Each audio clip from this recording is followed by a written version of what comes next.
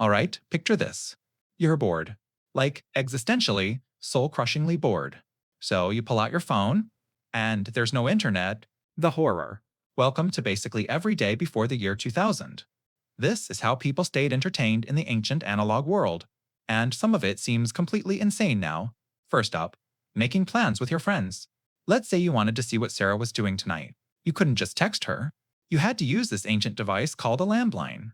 This phone was physically tethered to the wall, like a very low-stakes medieval prisoner, so you'd dial her number from memory, and pray you didn't get a busy signal.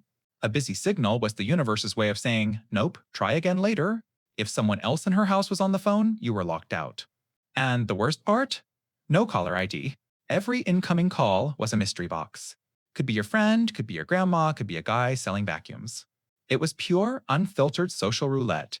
Okay, so what about watching a movie? You didn't just open a streaming app. Oh no, that would be too simple. This was a physical quest. You had to get in a car, not Contant, and travel to a magical place called Blockbuster. Inside, you'd wander the aisles for what felt like geological epochs, hoping, praying, the one movie you wanted was actually there. If it wasn't, tough luck. Your entire Friday night was basically ruined. Then you had to argue with your family for 20 minutes over what to get.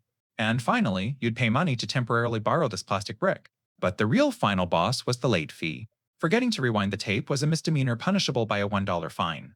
It was a high-stakes, high-stress operation for a copy of Space Jam. Want to listen to a specific song? You couldn't just ask a smart speaker.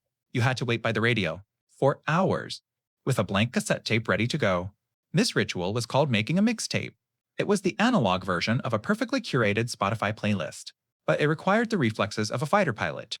You had to hit record this instant the song started, and you had to stop it before the DJ started talking over the epic guitar solo. Getting the DJ's voice on your tape was a catastrophic failure. A perfect mixtape was a true work of art. Giving one to your crush was basically a marriage proposal. What if you had a random question? Like, what is the airspeed velocity of an unladen swallow? Oh, no Google. You had to consult the ancient texts, the encyclopedia.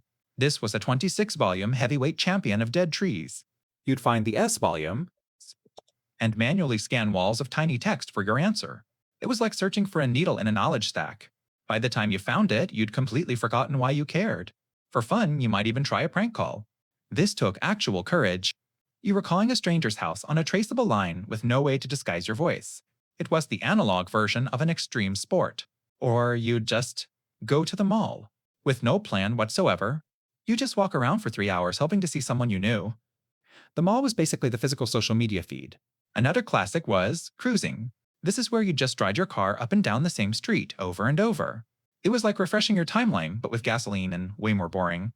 So yeah, fun was different. It was slower, it required a ton of effort, and it often ended in total, crushing failure. But it was all we had.